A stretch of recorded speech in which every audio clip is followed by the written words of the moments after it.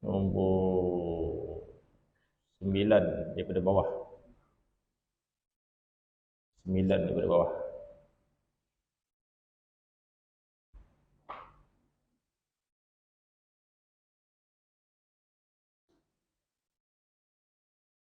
Ataupun kita ambil sikit di kurungan di atas tu.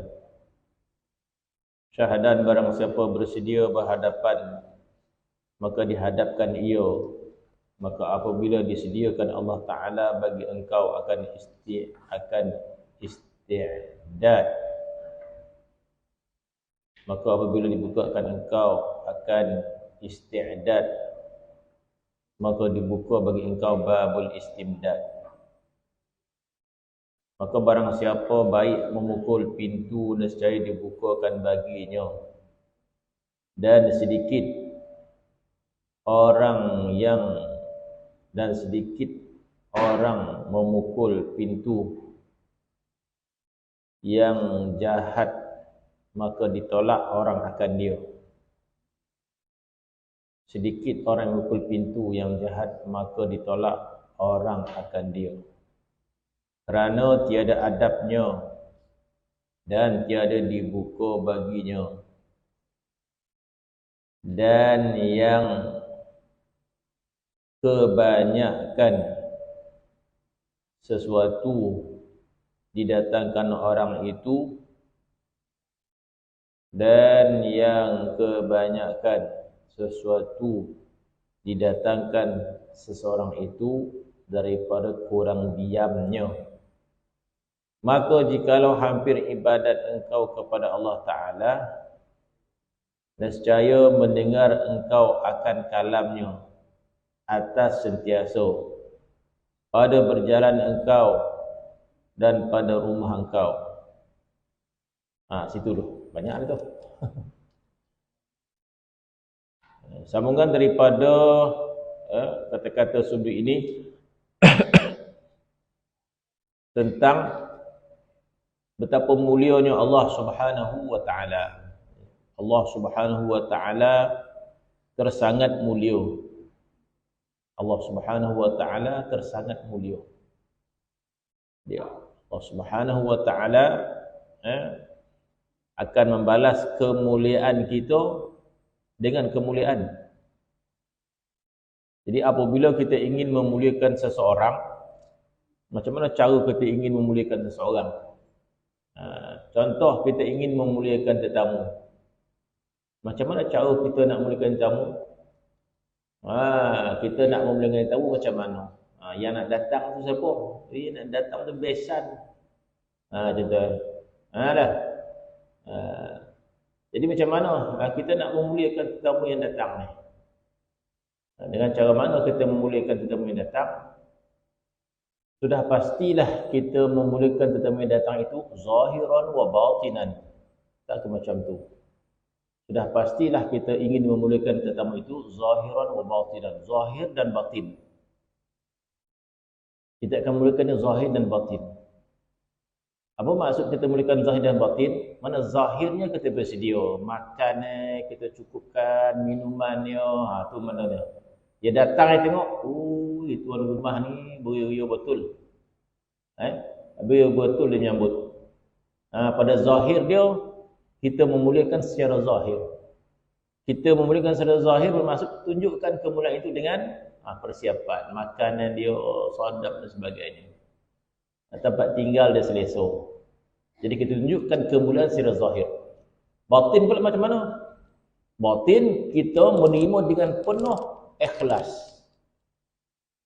Kita terima dia dengan penuh rasa seronok.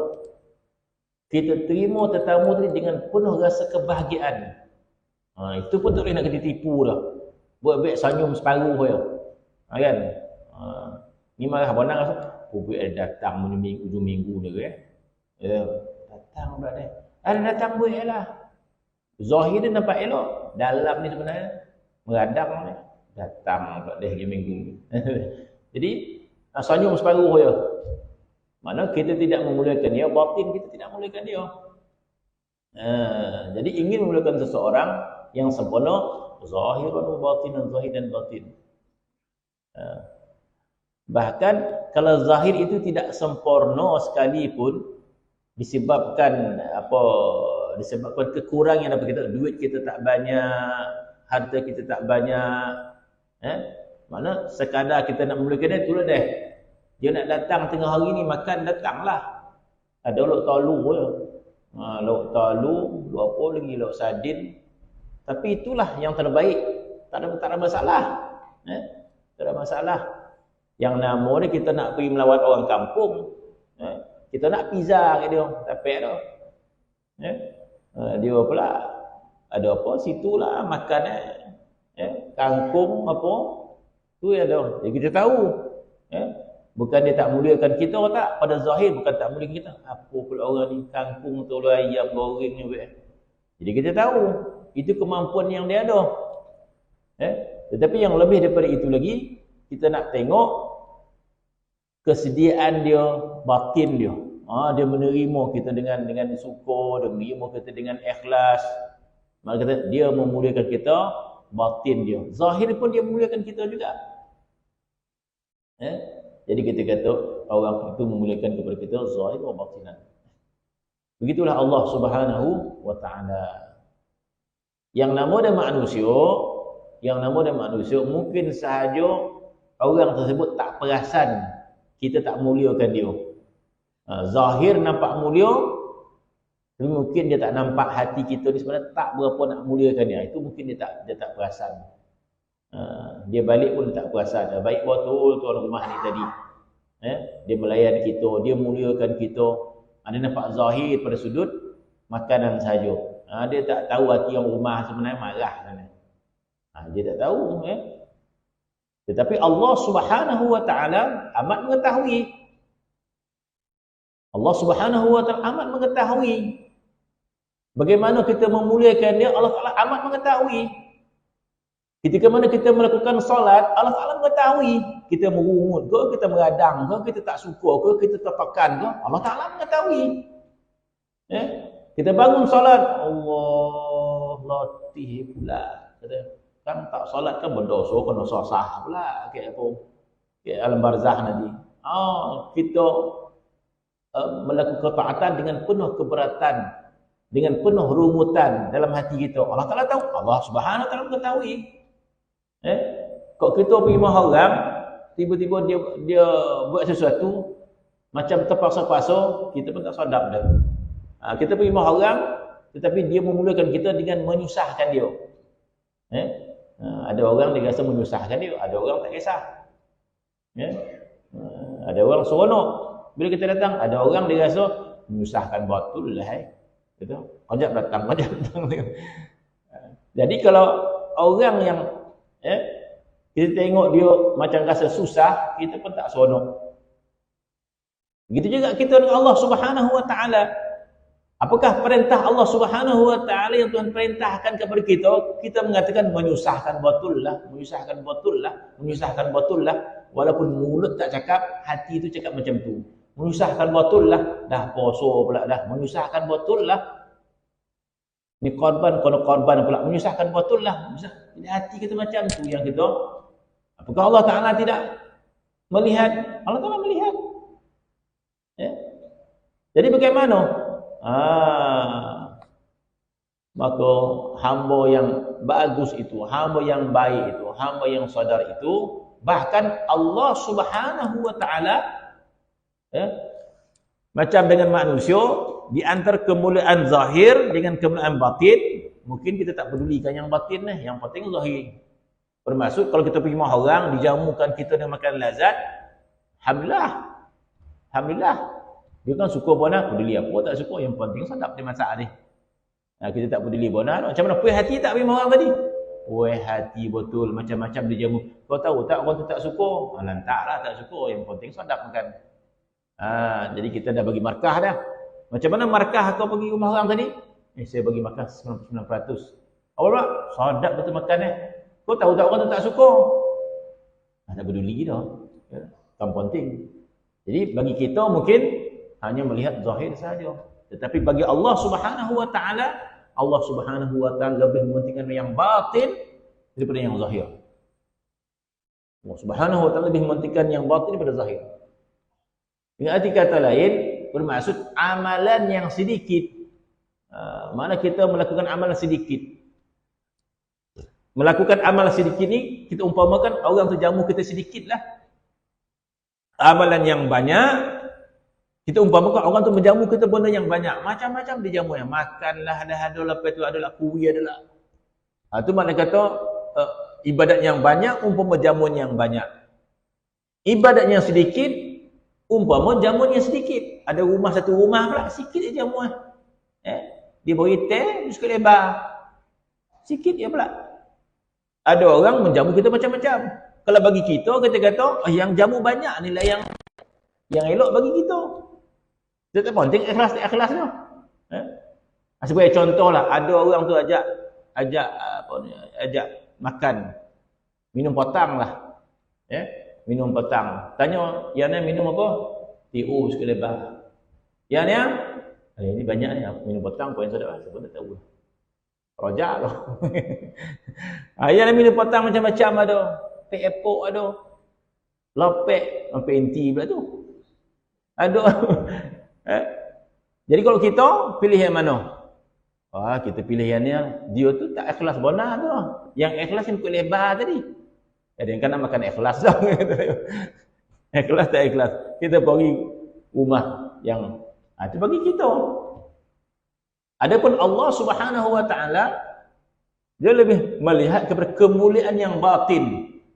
Bermaksud kalau orang tu ikhlas, minum TO dengan biskut lebar lebih baik daripada kita pergi rumah orang yang menjamu selazat-lazat jamuan tapi dia tidak berapa ikhlas.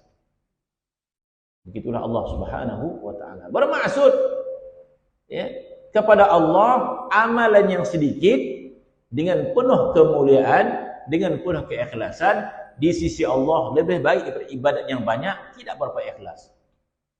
Sebab itu Nabi menyebut akhlis dinaka yakfika amal qalil.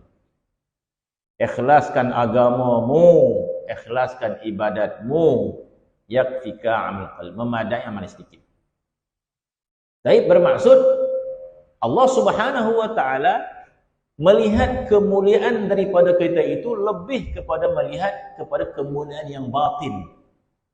Bermaksud kemuliaan yang batin, kita melakukan ibadat dengan ikhlas, kita melakukan ibadat dengan penuh menjunjung perintah Allah Subhanahu wa taala, ta'ziman lahu. Ta'ziman, kita mengagungkan perintah Allah. Takriman, kita memuliakan perintah Allah Subhanahu. Kita memuliakan Allah, kita mengagungkan Allah, kita mencintai Allah dengan pelbagai kemuliaan demi kemuliaan. Ini adalah orang yang paling bijak. Ini adalah orang yang paling pandai.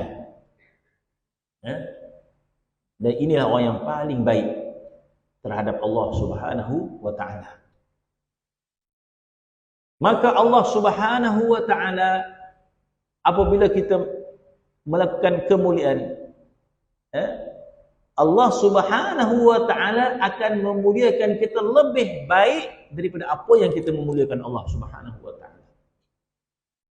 Dan apabila kita memuliakan Allah Subhanahu wa taala batinan, secara batin, Allah taala juga akan memuliakan kita secara batin.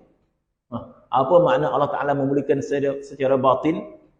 Allah taala memuliakan kita juga ada dua, ada zahiran wa batinan. Sebagaimana kita memuliakan Allah ada zahir, ada batin.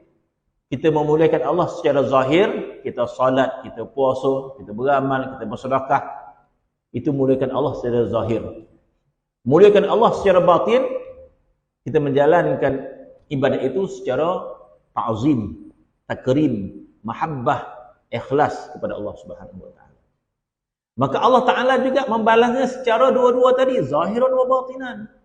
Zahir dan batin. Bagaimana Allah taala memuliakan secara zahir?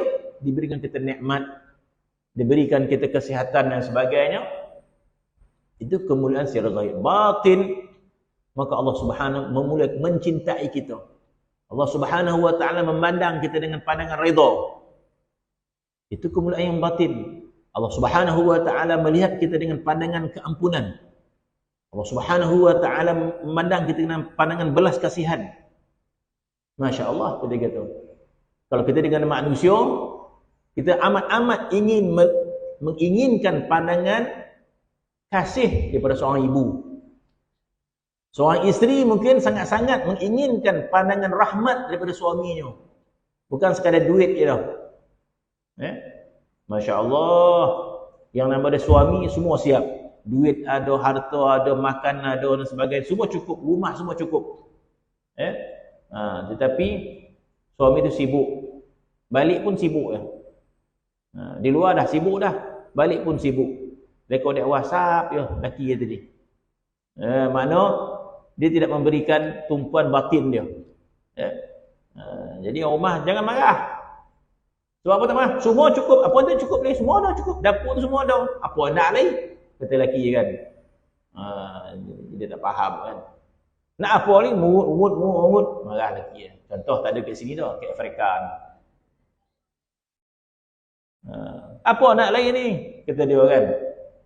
Murut dia. Semua ada. Tengok apa dapur semua ada. Apa nak lagi?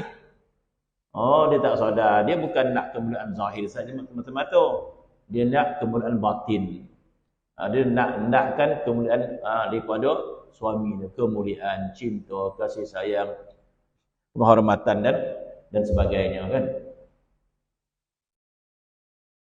Jadi Allah Subhanahu wa taala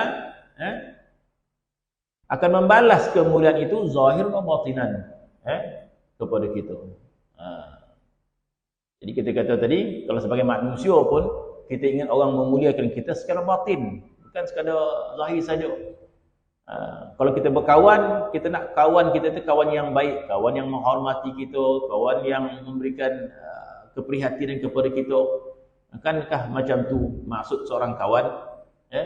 Seorang kawan yang baik ni apa? Seorang yang baik itu adalah dia bersedih dengan kesedihan kita dan dia gembira dengan kegembiraan kita. Kita gembira, dia pun gembira. Kita sedih, dia pun sedih. Kita susah, dia pun susah. Masya Allah, kita kata. Ni kawan yang baik. Kawan yang tak baik, kita susah, dia terolak. Rasuan kau. Kita bila kita gembira, dia pula cemburu. Parah. Kita riang. Sebab dia riang, mesti ada sesuatu tu. Kita pula gaduh orang riang. Ya Allah Subhanahu wa taala maka dia kata di sini apa? Apabila seorang memuliakan Allah, sebab barang siapa bersedia berhadap kepada Allah. Jadi berhadap kepada Allah itu zahiran wa batinan. Apabila seseorang bersedia berhadap bersedia berhadap kepada Allah. Jadi bersedia berhadap kepada Allah adalah zahir wa batinan, zahir dan batin. Bila kita menghadap kepada Allah, maka kita sebut dalam solat kita wajjahtu wajhiya lillazi fatara as-samawati wal ardh. Jadi wajah tu ini adalah wajah hati. Wajah hati. Adapun wajah yang zahir ini kita menghadap kiblat al-musyarrafah. Kita menghadap ke Kaabah. Adapun yang kita sebut dalam doa iftitah kita wajjahtu wajhi. Wajjahtu wajhi bermaksud aku hadapkan hatiku. Aku hadapkan wajah hatiku. Wajjahtu wajhiya lillazi fatara samawati wal ardh. Aku hadapkan wajahku bermaksud wajah hatiku terhadap Allah yang menjadikan langit dan bumi.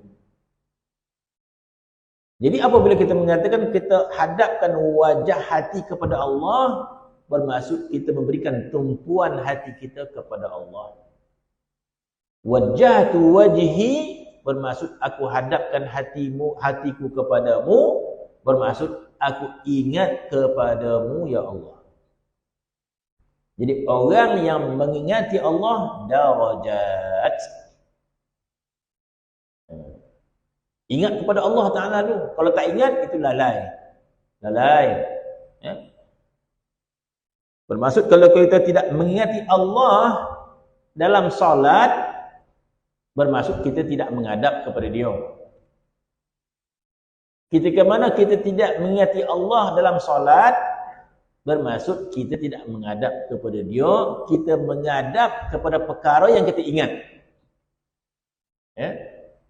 Jadi bila kita solat, dah sampai di pasar, agak-agak ikan apa? Ikan apa tadi makan? Ikan tenggalan.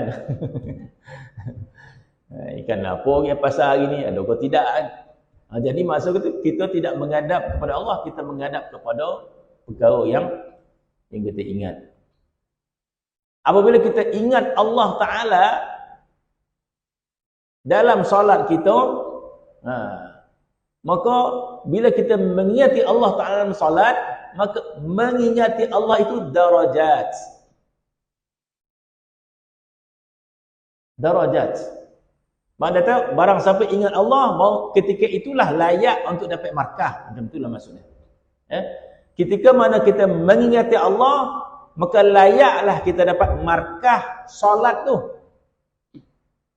Bila kita tidak ingat Allah, maka tak ada markah, tak boleh nak bagi markah. Itu maksudnya. Itu berdasarkan hadis Nabi SAW. Nabi menyebut, tidaklah seseorang itu mendapat sesuatu daripada solat dia kecuali mengikut akal dia yang ada dalam solat. Mengikut akal ni bermaksud mengikut hatinya bersama dengan Allah. Mana ada sebagian orang hati dia bersama dengan Allah dalam solatnya ada 1/2 solat, 1/2 ke lain. Nabi kata ada 1/3. 1/3 saja hati dia ingat kepada Allah, 2/3 pergi ke lain. Ada 1/4, ada 1/8.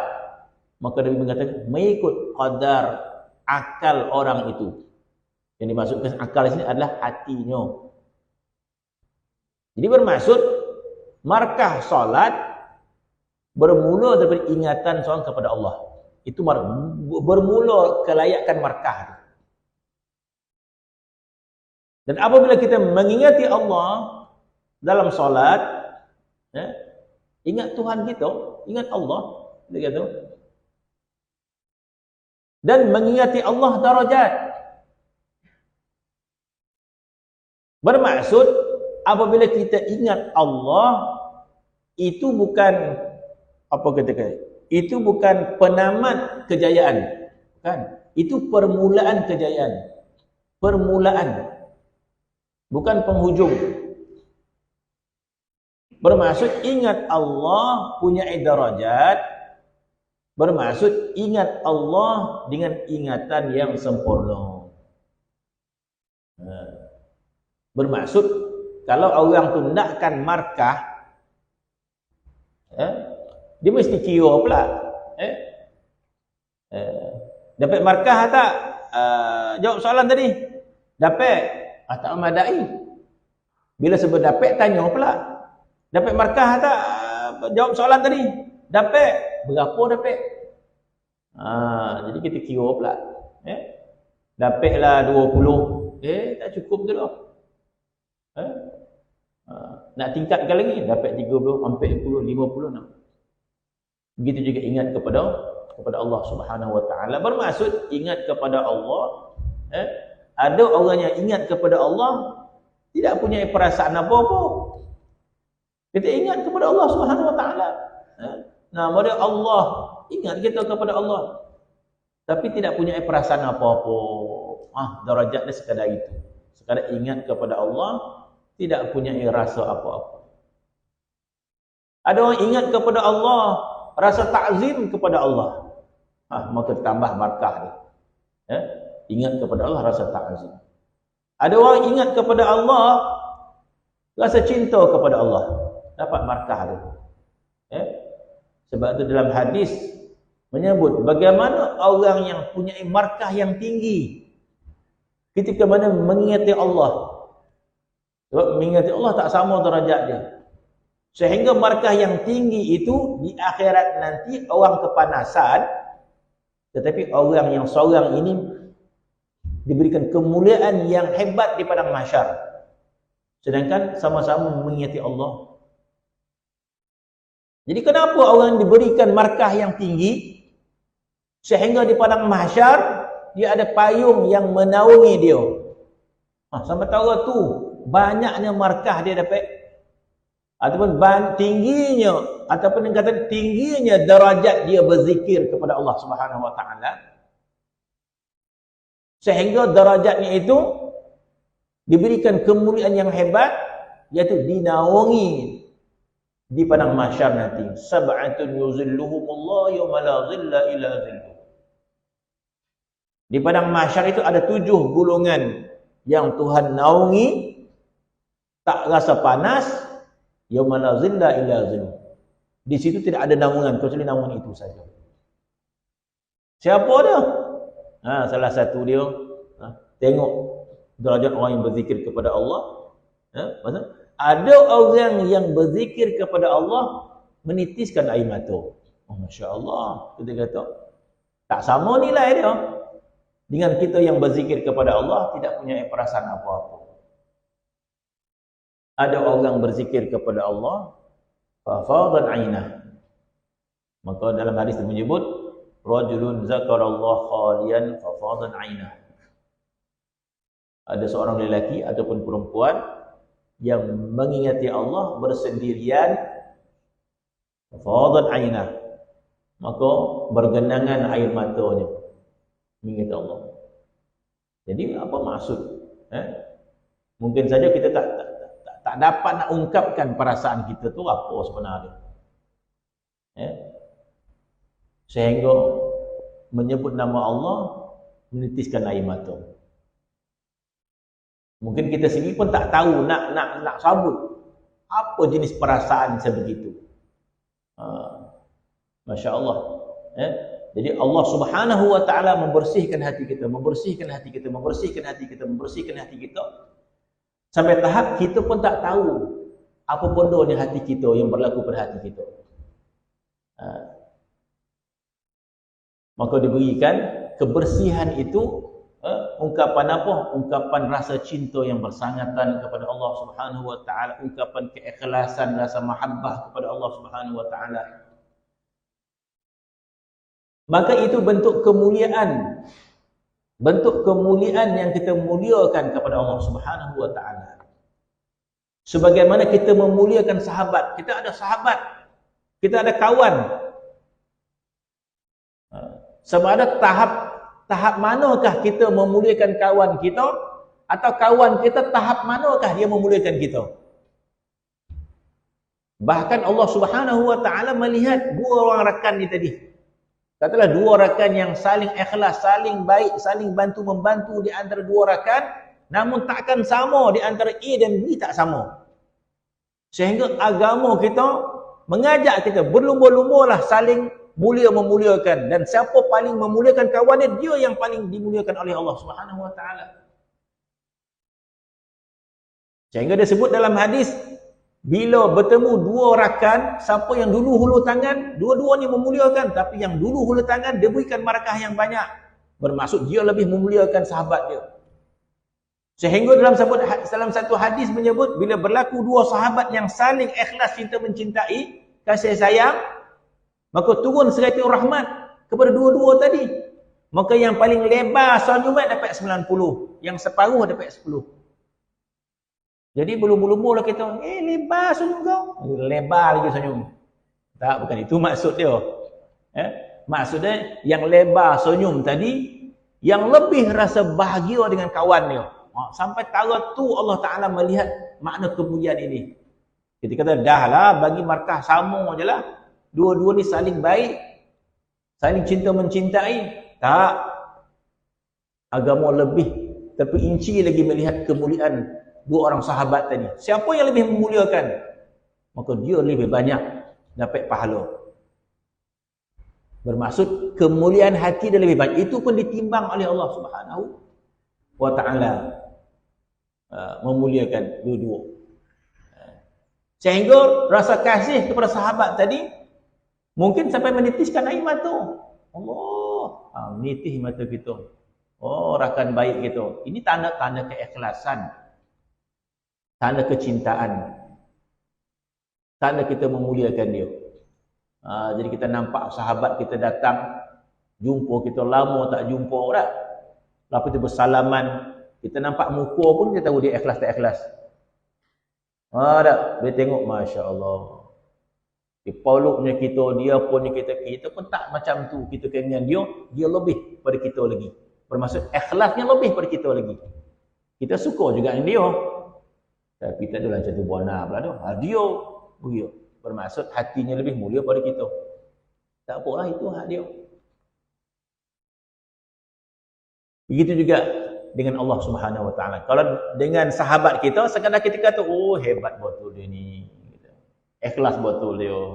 Sekadar itu saja. Apa kita nak bagi dia ni? Kita jamu sekadar itu je.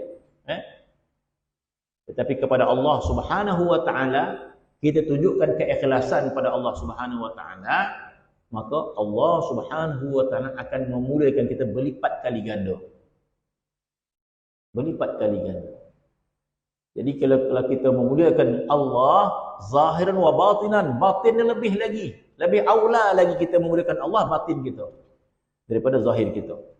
Maka Allah Subhanahu Wa Taala akan memuliakan kita. Barang siapa bersedia berhadap, maka akan dihadap oleh Allah. Allah Ta'ala juga menghadap kepada kita. Dan Allah Ta'ala menghadap kita berlipat kali ganda. Kita mentakzimkan Allah. Kita mengagungkan Allah. Kita jujur kepada Allah. Kita suka hati kita kepada Allah. Allah Ta'ala berlipat kali ganda suka kepada kita. Maka ditambahkan pelbagai kebaikan kepada kita. Maka apabila disediakan oleh Allah, engkau akan isti'dad.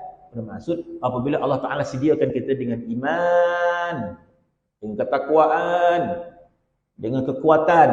Jadi bila kita ada kekuatan ibadat, sebenarnya kita disediakan oleh Allah Subhanahu Wa Taala pada hakikat dia.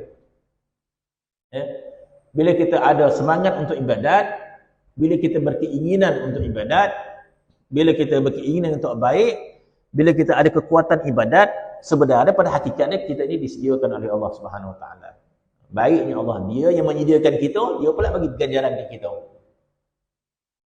Apabila Allah Ta'ala ingin beri ganjaran yang banyak, pahala yang banyak kepada kita, maka disediakan kita dulu. Jadi pada hakikatnya, dia yang menyediakan kita, kemudian dia balas balik kesediaan kita ibadat yang datang daripada dia. Tak ke baiknya Allah Subhanahu Wa Ta'ala. Jadi kita yang melakukan kebaikan demi kebaikan, kebaikan demi kebaikan, bukan asal sebenar-benar daripada kita.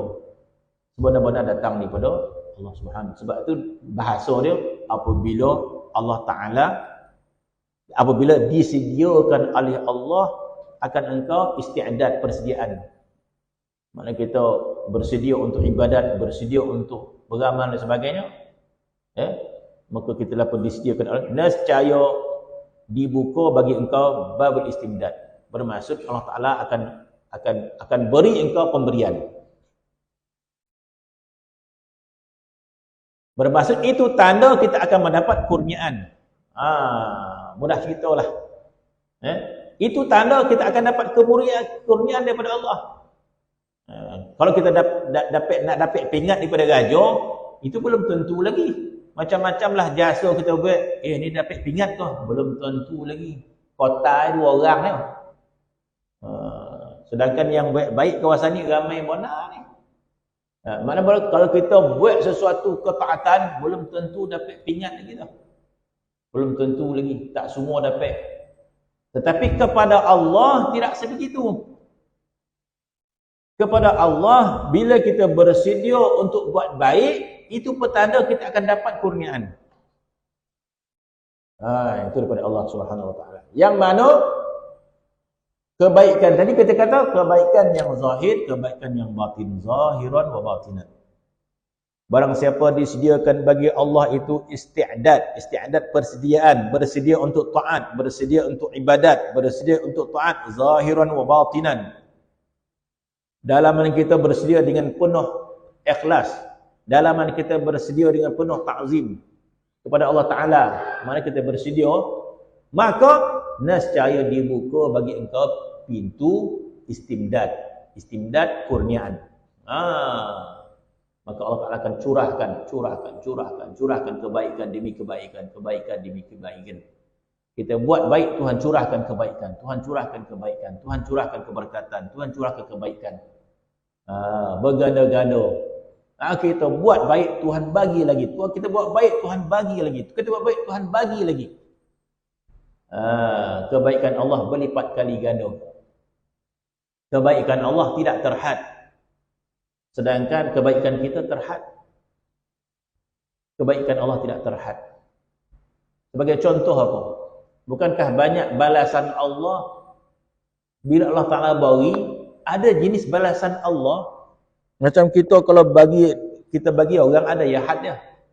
Kita suka dekat orang, kita bagi RM5. Dia ni gaji RM10, RM20. Adakah jenis bila kita suka kat orang, habis duit bank kita bagi dia? Tak tu duit kita dah. Ataupun bila kita suka kat orang, kita ambil apa? Duit ni kita bagi semua ni kan. Tak tu duit kita dah. Kita nak bagi orang, tengok dia. Kan kata bagi yang TV, tu bagi yang biru kan kena. Tapi Arab ada. Arab dia bagi disolut bagi, solut bagi. Tak ditengok dalam tu merah ke apa. Arab ni dia pemurahan kadang-kadang macam tu, dia pemurah tu kan, solut bagi kan. Duit banyak dekat rumah berjuta. Kita solut poket tu dia dah sadar lah. Sebab tu tarik tengok dia kan bagi. Allah Subhanahu wa taala ada jenis ganjaran. Jadi ganjaran ni, ganjaran Allah menggambarkan sifat Allah Taala. Jadi ganjaran Allah, bukankah Allah Taala ada jenis ganjaran ni bighairi hisab. Bighairi hisab. Tidak terkira. Sedangkan kebaikan yang kita lakukan tu terhad. Bukan banyak mana pun. Contohnya sabar. Kita sabar kepada perkara yang terhad. Bukan sepanjang masa kita sabar ujian Allah Ta'ala. Ada waktu-waktu tertentu je. Adalah sekali kena COVID itu. Contoh kan. Seminggu. Kena sabar kita. Seminggu kan. Jadi sabar itu apa balasan Allah? Bighairi hisab. Innama yuwaffas sabiruna ajrahum bighairi hisab. Hanya saja Allah Ta'ala akan bagi pahala sabar tidak terhitung. Jadi kita amal sikit tapi Allah Ta'ala bagi bighairi hisab. Apa lagi? Puasa. Kita bukan sepanjang puasa. Ramadannya puasa Syawal. Yang ni puasa Zulhijjah bagi orang puasa. Jadi puasa yang kita lakukan terhad. Tetapi Allah Ta'ala memandang itu satu kemuliaan yang kita beri kepada Allah, maka dibalaskan balasan yang tidak terkira. Kullu amal ibnu Adam lahu illa saum. Setiap amal anak Adam baginya, kata ulama, baginya telah tertulis qadar pahala. Kullu amal ibnu Adam lahu. Lahu itu maksud baginya telah tertulis qadar illa saum. Kecuali puasa. Bermaksud puasa tidak tertulis qadar pahalanya. Ataupun kata sebagai riwayat, malaikat tak tahu nak tulis banyak mana pahala puasa ini. Maka bertanya malaikat kepada Allah, banyak mana nak tulis pahala puasa? Maka Allah Ta'ala mengatakan, illa saum fa innahu li wa ana ajzi bih. Karena orang tu puasa kerana aku sini akan bagi. Bermaksud malaikat hanya tulis dia ni puasa sekian. Qadar pahala Allah Ta'ala sini yang mengetahui. Bermaksud bighairi hisab. Tidak terkira dia punya apa dia. Barang siapa baik memukul pintu, nasib dibukakan dia. Jadi ulama mengisyaratkan kepada Allah punyai pintu. Kepada Allah punyai pintu. Menuju kepada Allah ada pintu. Diumpamakan ada pintu. Bermaksud apabila dibuka pintu oleh Allah Subhanahu wa Ta'ala, itu nikmat yang tidak mampu kita gambarkan. Nikmat yang belum tak mampu kita gambarkan. Maka disebut dengan pintu. Bermaksud bila pintu itu dibuka, maka kita merasakan kenikmatan dengan Allah Subhanahu wa Ta'ala. Kita merasakan nikmat solat. Kita merasakan nikmat berzikir. Kalau selama ini kita tak pernah rasa nikmat solat, tak pernah rasa nikmat berzikir, bermaksud pintu belum dibuka oleh Allah Subhanahu wa taala. Ya. Tetapi kalau Allah itu merasakan kenikmatan zikir, kenikmatan salat, maka pintu itu telah dibuka oleh Allah Subhanahu wa taala. Yang diberikan nama dengan macam-macam lah kita kata. Bila pintu ini dibuka oleh Allah, apa nama dia? Namakanlah macam-macam. Namakanlah dia musyahadah. Namakanlah dia apa dia kata ma'rifah dan sebagainya. Sebab pintu itulah dibuka oleh Allah Subhanahu wa taala.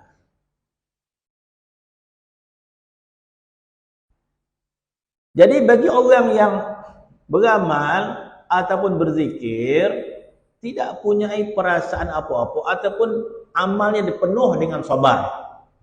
Allah, orang tu macam mana dia beramal? Dia tak ada rasa keluh kesah 1 jam, 2 jam, 3 jam, 4 jam. Kita ni 1 jam tu dia rasa lama bona pula orang ni beratib.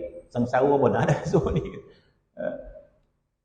Ataupun kita kata kita beramal yang tidak diberikan nikmat dalam amal kita, maka itu diistilahkan dalam kitab kita mengetuk pintu Allah Subhanahu wa taala. Itu diistilahkan kita mengetuk pintu Allah Subhanahu wa taala. Kita berzikir dengan penuh sabar. Bilalah nak berhenti bilalah nak berhenti pula. Dia kata sebab kita tidak merasakan kebahagiaan dalam zikir tersebut. Maka ketika itu disebut kita sedang mengetuk pintu Allah Subhanahu wa taala. Maka disebut hendaklah kita mengetuk pintu dengan penuh beradab. Penuh beradab kata dia. Walaupun Allah Ta'ala tidak buka pintu hati kita untuk merasai kelazat, maka teruskan. Itu dah makna memukul. Barang siapa baik memukul pintu, nescaya dibuka. Gitu. Bermaksud kalau orang betul adab dia, berzikir kepada Allah, maka akan dibuka baginya. Maka dibuka pintu ma'rifah, dibuka pintu musyahadah. Jadi dulu dia berzikir, penuh kesabaran dengan zikir. Lama-lama dibuka pintu kelazatan, pintu kemanisan, pintu kenikmatan. Maka dibuka pintu oleh Allah Subhanahu wa taala. Maka nescaya dibuka pintu baginya, dan sedikit orang memukul pintu yang jahat, maka ditolak orang akan dia. Apa maksudnya? Ya. Maka kalau kita memukul pintu Allah Subhanahu wa taala, mana Allah Subhanahu wa taala Maha mulia. Jadi tidak akan ditolak oleh Allah Subhanahu wa taala. Sebenarnya kita yang melarikan diri daripada memukul pintu Allah Subhanahu wa taala. Jadi dalam mulut tu tak ada apa pun, berhentilah berzikir dia kata. Dia pun berhenti untuk mengetuk pintu Allah Subhanahu wa taala. Dan dibuka baginya. Dan yang dikebanyakan suatu datangan orang itu daripada kurang diamnya, maka jika hampir ibadat engkau kepada Allah, nescaya mendengar engkau akan kalamnya. Nescaya sentiasa berjalan engkau dan pada rumah engkau, dan bermaksud orang ini mendengar ilham-ilham daripada ilham-ilham Rabbani. Ketika berjalan, ketika bukankah Allah Subhanahu wa taala sebut hadis kudusi? Hadis kudusi Allah Taala sebut apa? Allah Taala sebut dalam hadis kudusi, tidak adalah suatu amalan yang paling Allah Taala suka berbanding kefarduan yang Tuhan fardukan kepada kita. Tidak ada satu amalan yang paling Allah Taala suka berbanding kefarduan, salat fardu, puasa fardu. Kemudian hadis menyebut, dan sentiasalah si hamba tadi menambahkan dengan nawafil. Jadi nawafil ni bukan wajib. Buat dapat pahala, tak buat tak berdosa. Tapi dia suka tambah sunat dan sebagainya. Hadis itu menyebut apa? Hatta ahbabtu. Jadi Allah Ta'ala menyebut tidak ada amalan yang paling Tuhan suka berbanding yang fardu. Kemudian si hamba tadi menambah dengan nawafil. Dia tambah benda-benda yang sunat pun dia amal juga. Yang mana sunat ni tadi kalau tak buat tak berdosa, bermaksud Tuhan tak marah pun kalau tak buat. Tak berdosa maksud Tuhan tak marah pun. Jadi kita buat juga, maka ketika itu Allah Ta'ala kata hatta ahbabtu, sehingga aku cinta kepada si hamba tadi. Apa Tuhan sebut? Bila aku mencintai si hamba tadi, kuntu sama'ahu alladhi yasma'u bi wa basaru alladhi yubsiru bi. Maka jadilah telinganya itu telinga aku. Wa kuntu sama'ahu alladhi yasma'u bi. Maka aku jadi telinga dia. Bermaksud kalau hadis itu secara zahir dia, telinga dia adalah telinga aku. Kuntu sam'uhu. Kalau kita terjemah huruf demi huruf, macam ada ayat-ayat syirik itu. Tapi dipanjang lebar di ulama. Ini ayat-ayat cinta nama dia. Ingat kita ya ada ayat cinta. Allah Ta'ala lagi hebat ayat-ayat cinta dia. Ini ayat-ayat cinta Allah kepada kita. Kita beliklah ayat cinta. Amat ada ke surat? Ada bagi ayah pun terdiam surat dia. Bukan kita saja ada ayat-ayat cinta. Allah Ta'ala ada ayat-ayat cinta. Apa ayat cinta Allah Ta'ala kepada kita? Kuntu sam'ahu alladhi yusmi'u bi. Aku jadi telinganya adalah telinga aku. Matanya adalah mata aku. Kakinya adalah kaki aku. Tangannya adalah tangan aku. Ini bahasa cinta daripada Allah Subhanahu Wa Ta'ala. Dan bahasa cinta daripada Allah bukan sekadar bahasa, ada rahsia daripada situ. Ada sesuatu. Bukan sebut macam tak ada sesuatu daripada kata-kata Allah Subhanahu Wa Ta'ala. Secara zahir dia, mungkin orang kata, apa maksud hadis? Itu hadis yang sahih, hadis kudusi. Secara zahir dia, orang nak faham mudah. Apa maksud telinga kita adalah telinga Allah? Wa kuntu sam'uhu. Aku adalah telinganya yang dia mendengar. Wa kuntu sam'uhu yasma'u bi. Sebagian ulama nak mudah faham, dia kata, oh telinga dia mendapat taufik. Apabila dia dicintai Allah, telinga dia mendengar benda-benda yang baik sahaja. Dia suka dengar Quran, dengar ceramah. Wa kuntu basarul ladzi yubsiru bi. Maka aku jadi matanya. Apa maksud Tuhan mata kita jadi mata Allah? Bukan kita menjadi kita jadi Allah. Jadi faham mudahnya, matanya memandang sesuatu yang diridai oleh Allah Ta'ala. Tapi ada lagi makna yang lebih daripada itu lagi. Bermaksud dia mendengar apa? Dia mendengar bisikan, dia mendengar ilham daripada Allah Subhanahu Wa Ta'ala. Gerakkan hatinya, gerakkan daripada bisikan daripada Rabbani. Disebut khawatir Rabbani, bisikan Rabbani. Sebab itu sebagian ulama macam Imam Al-Ghazali rahimahullah, dia berani sebut dalam kitab dia. Dia mengatakan bahawa ilham Rabbani yang ada pada para solihin itu adalah warisan daripada wahyu kepada Nabi SAW. Bukan wahyu tak, bawah pada tu lagi. Mereka kata warisan daripada, kalau para Nabi itu bisa dinamakan wahyu. Nabi bila mendapat sesuatu dinamakan wahyu. Hatta dalam Al-Quran menyebut setiap perkataan Nabi itu wahyu. Sedangkan Nabi bercakap daripada keinginan dia kan. Nabi nak bercakap, Nabi nak berjalan, Nabi nak makan. Tetapi Allah Ta'ala naikkan darajat kata-kata Nabi itu wahyu. Sedangkan kita kata, hatta para sahabat sendiri pun, bila Nabi memberikan satu pandangan, sahabat bertanya, apakah ini daripada wahyu Allah ataupun daripada pandanganmu ya Rasulullah? Jadi sahabat pun dia tengok bila Nabi memberikan suatu pandangan, sahabat tanya, daripada diri engkau ke ya Rasulullah, daripada Allah SWT? Ini pendapat aku, Nabi kata. Kalau pendapat engkau ya Rasulullah, kami pendapat segini. Ketika peperangan apa? Peperangan Khandaq ke? Tak ingat dah. Jadi bila Nabi beri cadangan, okey, musuh datang, kita tak payah keluar, kita tunggu di rumah. Itu pandangan Nabi. Jadi sahabat macam tak pernah setuju, tapi tak berani kalau ini arahan daripada Allah. Maka sahabat tanya, ya Rasulullah, ini wahyu daripada Allah atau pandanganmu ya Rasulullah? Ini pandangan aku. Nabi kata, kalau ini pandanganmu, pendapat kami ya Rasulullah, elok kita keluar. Bermaksud sahabat mencadangkan menanti musuh di luar sempadan. Itu pandangan sahabat. Sebab sahabat dia mengira kalau tunggu di rumah, dah rakyat bawa nak kat rumah. Nabi beri pendapat, kita tunggu musuh di pintu rumah kita saja. Jadi bila sahabat kata, apakah pendapat peribadimu? Ya, pendapat peribadi aku. Maka sahabat kata, kalau begitu kami berpandangan lebih baik kita tunggu di luar. Di sempadan Madinah. Dah tengok ramai sahabat berpendapat macam dah.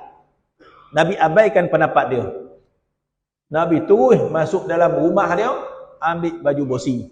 Pakai baju besi nak berperang. Bila Nabi keluar, nak pergi keluar sempadan, sahabat tadi dah apa? Sebab salah pula dah. Betul ke pendapat kita tadi? Nabi dah bagi satu pendapat, kita bagi pendapat lain pula, dah sebab salah. Dia berjumpa Rasulullah, kalau boleh dipertimbangkan balik yang tadi, Nabi kata, bila aku dah bersiap, aku tak patah balik dah. Dah terus keluar. Jadi bermaksud di situ ada dua keadaan, tetapi Allah Subhanahu wa taala merumuskan semua perkataan Nabi itu wahyu. Maka Allah Taala berfirman, "Wa ma yantiqu 'anil hawa in huwa illa wahyun yuha." Nabi itu tidak bercakap dengan hawa nafsu dia. Mana setiap perkataan Nabi itu wahyu. Apa maksud?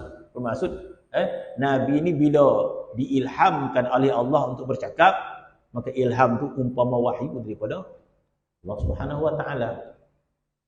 Mana betapa hampirnya Nabi dengan Allah sehingga ilham yang keluar itu diiktiraf sebagai wahyu daripada Allah Subhanahu wa taala. Nabi bila dikeluarkan keinginan ilham ataupun lintasan-lintasan daripada hati Nabi ini adalah wahyu daripada Allah Subhanahu wa taala. Maka Imam Ghazali menyebut begitu juga para aulia illah salihin yang hati mereka itu bersih, suci. Maka begitu juga bisikan-bisikan keinginannya adalah ilham-ilham daripada Allah Subhanahu wa taala.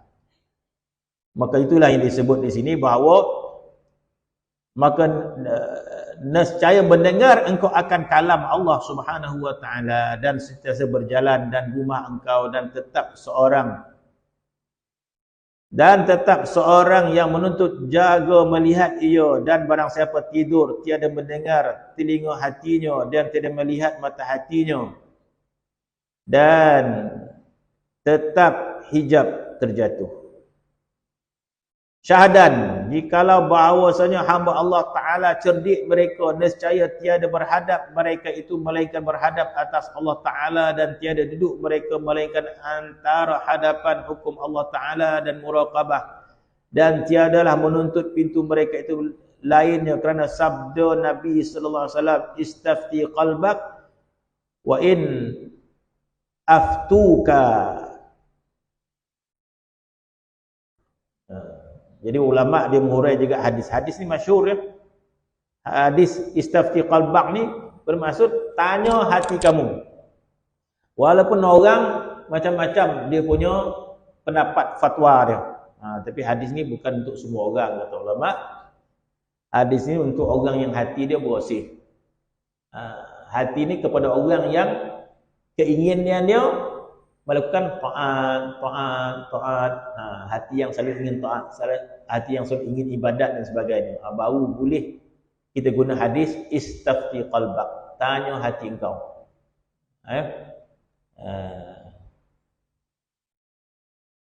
Bermaksud orang yang sebegini dia boleh tanya hati dia saja.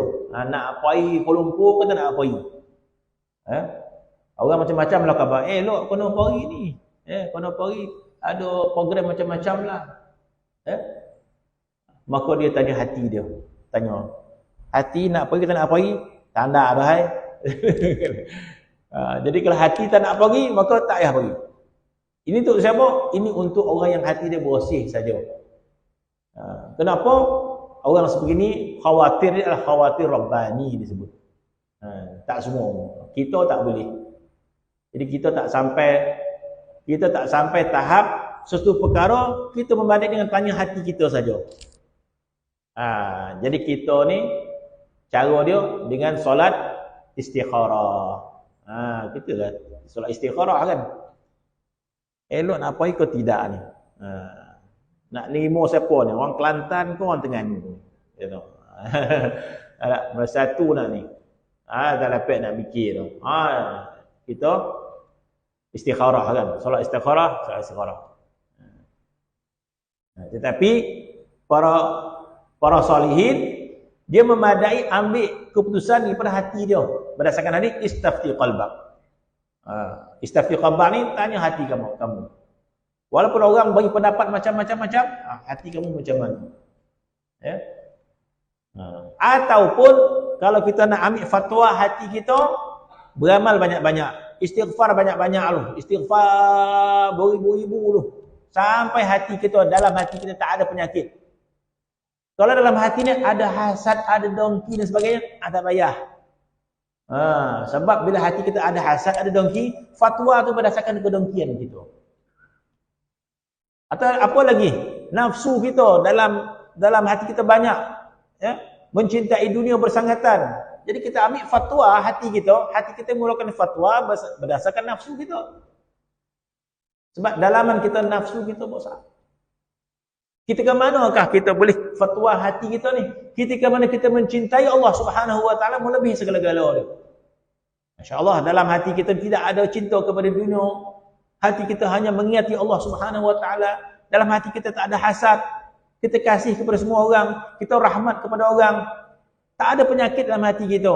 Dalam hati kita mengagungkan Allah, mencintai Allah. Ketika itu sila mengambil fatwa daripada hati kita.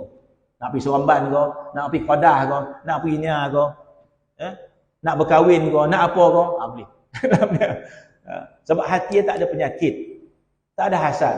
Sebab kalau hati kita ada hasad, ada dongki, tengah kedakut naik moyang lepas tu kita ambil kata-kata hati kita. Jadi kata-kata hati kita berdasarkan penyakit hati kita.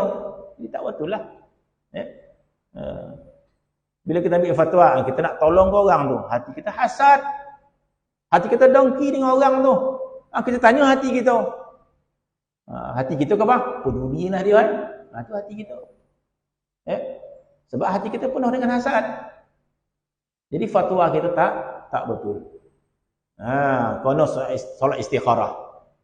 Minta panduan daripada Allah Subhanahu wa taala. Betul. Jadi yang boleh fatwa hati ni siapa? Hati yang bersih daripada hasad, dongki, ujub, riya, kecintaan yang lain. Jadi kalau nak ambil juga, kita kena sedia dulu istighfar dosa kita. Dengan orang pun tak ada masalah, maafkan semua orang. Akhirnya kita berzikir kepada Allah Subhanahu wa taala hingga rasa mahabbah, hingga rasa ta'zim dan sebagainya. Kita boleh kita tanya hati kita. Nak pergi tak qadah? Pergilah. Pergi. Berdasarkan hadis kudusi tadi juga. Sebab bila kita telah baik hubungan kita dengan Allah Subhanahu wa taala, maka Allah taala bersama dengan lintasan hati kita. Maka itu maksud dia, kerana sabda Nabi sallallahu alaihi wasallam istafti qalbak.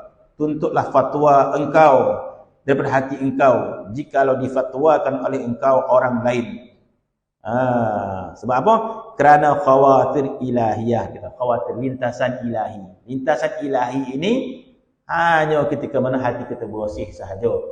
Kalau hati kita tak bersih, lintasan itu lintasan syaitani ataupun lintasan syahwani, lintasan syahwat, lintasan syaitan dan sebagainya.